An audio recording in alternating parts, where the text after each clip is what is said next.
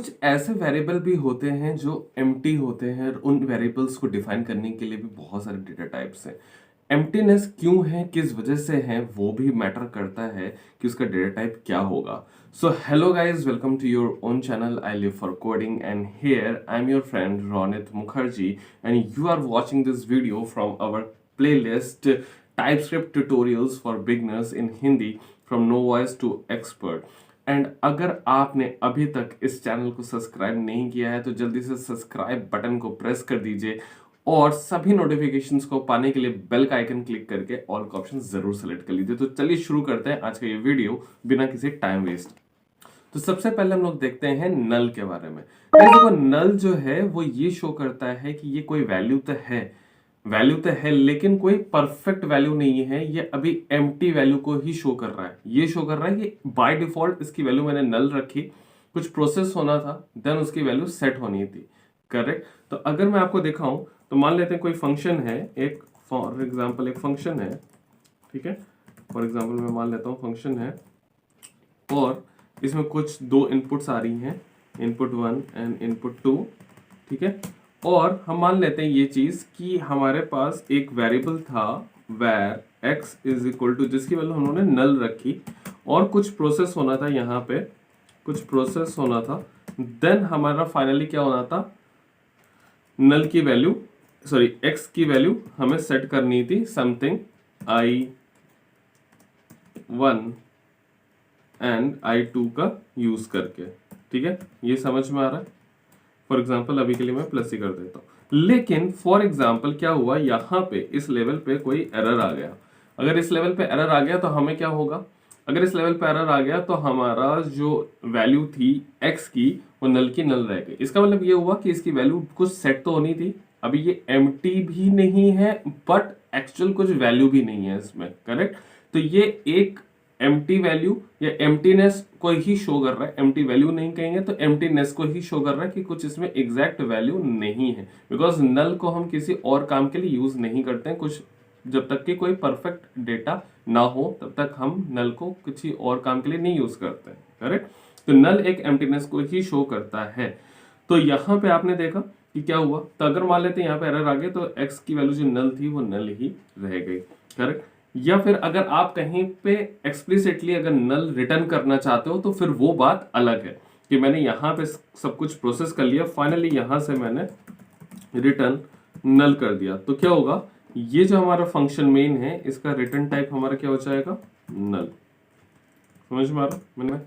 अब आते हैं अनडिफाइंड के बारे में। अगर आप सोचो कि अनडिफाइंड क्या है, अनडिफाइंड मतलब ये हुआ कि उसकी वैल्यू अभी तक कुछ भी असाइन नहीं हुई है। अभी वो डिक्लेयर तो हो गया लेकिन उसकी वैल्यू अभी तक कुछ डिफाइन नहीं की गई है। करेक्ट। अब यहाँ पे समझते हैं कि अगर मैंने x को ऐसे ही छोड़ दिया, ठीक है, मैंने x को ऐसे ही छोड़ दिया और ये कहा कि चलो कुछ प्रोसेस होगा, प्रोसेस होने के बाद x की वैल्यू सेट होगी। लेकिन जब हम लोगों ने देखा तो फाइनली क्या हुआ कि रिटर्न यहाँ पे अगर मैं x करूं तो x का डेटा टाइप अगर आप चेक करोगे तो ये हमारे लिए क्या रह गया, अब ये एम्प्टी है। अगर हम इसकी चेक करें डेटा टाइप, यहाँ पे काम करते हैं, यहाँ पे i1 प्लस i2 हम लोग ने कर दिया क्योंकि यहाँ पे वैल्यू सेट कर दी। अगर ना सेट करें तो क्या होगा, देखो the type undefined is not assignable to type null. इसका मतलब क्या हुआ, x की जो वैल्यू है अभी तक अनडिफाइंड है। इसके पहले केस में हम लोग ने क्या किया, उसकी वैल्यू तो सेट की बट एक एम्प्टीनेस ही शो किया। मतलब एक कुछ बॉक्स था, उस बॉक्स के अंदर एक हम लोगों ने एम्प्टी ग्लास रख दिया। तो क्या हुआ, वो एम्प्टी ग्लास शो तो कर रहा है, मतलब एम्प्टीनेस है बट एक ग्लास तो है।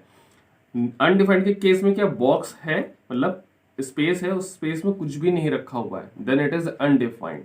इसी तरह से अगर कुछ वैल्यू हम डाल देते हैं, एक ग्लास ऑफ वाटर रख देते हैं तो फिर एग्जैक्टली कुछ वैल्यू है उसमें। करेक्ट। तो अभी तक समझ में एम्प्टीनेस में दो चीजें डिफरेंस समझ में आई ना, नल वाली और अनडिफाइंड वाली। ठीक है। अगर कई बार ऐसा होता है कि हमने यहाँ से फाइनली यहाँ पर रिटर्न एक्स किया तो अगर इसका हम डेटा टाइप अनडिफाइंड कर दें तो ये हमारा प्रॉब्लम सॉल्व हो जाएगा। यहाँ पे मैंने कर दिया अनडिफाइंड, ठीक है। तो वेर एक्स और रिटर्न एक्स, तो यहाँ पे अनडिफाइंड हमारा आ गया।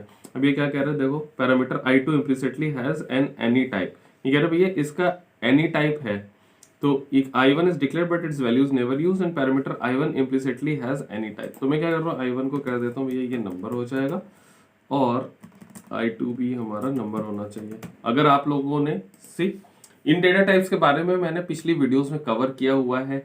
ये जो सेटअप चल रहा है अभी लोकली, ये भी आप लोगों ने पिछली वीडियोस में देखा हुआ है। अगर आप नए हैं इस सीरीज में तो मैं रिक्वेस्ट करूंगा एक बार पुरानी वीडियोस जरूर देखें। इस प्लेलिस्ट की बिल्कुल स्टार्टिंग से मैंने हर चीज समझाई है और यहाँ तक कि बिल्कुल हर एक चीज आपको क्लियर हो जाएगी। जरूर देखिएगा पुरानी वीडियोस को, ठीक है। मैं डिस्क्रिप्शन में भी प्लेलिस्ट का यूआरएल दे दूंगा और यहाँ पे आपको आई बटन पे भी दिख जाएगा, ठीक है। तो फटाफट से आगे बढ़ते हैं। ये मैं एक और फंक्शन बनाता हूँ, where sorry function main two नाम से मैंने बनाया। और ये फंक्शन क्या मैंने यहाँ पे मान लो ये क्या वेर एक्स सॉरी मैंने यहाँ पे मान लो ए और बी लिया, ठीक है। और दोनों को मैं नंबर मान लेता हूँ, नंबर, ये भी नंबर, ठीक है। ये दोनों नंबर ले लिए मैंने और फॉर एग्जांपल मुझे इनका सम रिटर्न करना था, ठीक है। तो मैंने क्या किया, where sum is equal to A plus B, ये मैंने करके छोड़ दिया। अब फॉर एग्जांपल मैंने यहां से कुछ भी रिटर्न नहीं किया, क्या किया, यहां से कुछ भी मैंने रिटर्न नहीं किया, ठीक है। अब देखो क्या है, अगर इसका रिटर्न टाइप मैं यहाँ पे सेट कर दूं अनडिफाइंड, देखो यहाँ पे एरर देने लगा। अगर नॉर्मल जावास्क्रिप्ट की बात करें तो क्या होता है, अगर हम कुछ भी रिटर्न नहीं कर रहे हैं तो उसका हमें क्या दिखता है, अनडिफाइंड ही दिखता है, करेक्ट। और यहाँ पे देखो the function whose declared type is neither void और any must return a value. समझ में आ रहा है मैंने क्या कहा, यहाँ पे इसने कहा कि ये जो कुछ भी नहीं रिटर्न कर रहा है, एक फंक्शन जो कुछ भी नहीं रिटर्न कर रहा है उसका रिटर्न टाइप क्या होगा। तो यहाँ पे फिर से एक एम्प्टीनेस की बात आई कि फंक्शन क्या रिटर्न कर रहा है, फंक्शन कुछ भी नहीं रिटर्न कर रहा है, कुछ भी नहीं, जो ये कुछ भी नहीं रिटर्न कर रहा है इसका भी एक डेटा टाइप है, वो क्या है, वॉइड। तो बाय डिफॉल्ट फंक्शन अगर कुछ रिटर्न नहीं करता है तो उस फंक्शन का रिटर्न टाइप क्या होता है, वॉइड। सो गाइस हम लोग ने वॉइड के बारे में जान लिया। अब आ जाते हैं हम लोग नेक्स्ट, जो कि है नेवर। सो नेवर भी एक ऐसा है जो वो एम्प्टीनेस को शो करता है, राइट। बट क्या है वो मैं आपको दिखा देता हूँ और थोड़ा सा डिफरेंस है वॉइड के बारे में, बट ये भी फंक्शन के कंटेक्स्ट में ही आ रही है ये चीज, तो बहुत ध्यान से समझना। तो मैंने एक फंक्शन बनाया, फंक्शन main3, सिंपल सा एक फंक्शन बनाया, ठीक है, जो क्या कर रहा है, किसी वजह से इस फंक्शन के अंदर आ जाती है एरर।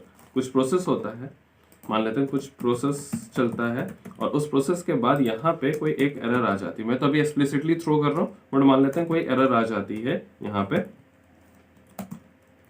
ठीक है, एक एरर आ जाती है। अब इस मेन जो फंक्शन main3 नाम का जो ये फंक्शन है उसका डेटा टाइप क्या होगा। तो देखो यहाँ पे क्या हुआ, हमारा फंक्शन से कुछ रिटर्न आ ही नहीं पाया, तो ये हमें ये शो कर रहा है कि इसका, देखो आया तो कुछ नहीं, करेक्ट, लेकिन हम क्या कहेंगे कि इसका जिसका कुछ रिटर्न आ ही नहीं पाया तो वो हम मानते हैं कि उसका डेटा जो रिटर्न टाइप है वो नेवर है। ये समझ में आया, मतलब इट नेवर रिटर्न एनीथिंग, ये समझ में आया। हम इंग्लिश में ऐसे ही बोलते हैं, इट नेवर रिटर्न एनीथिंग। तो इस तरह से अगर हमारे पास कुछ मान लेते हैं कि कुछ इन्फिनाइट लूप आ गया, ठीक है, मान लेते हैं कुछ ऐसा फंक्शन main4, अब यहाँ पे आ जाता हूँ और यहाँ पे while true,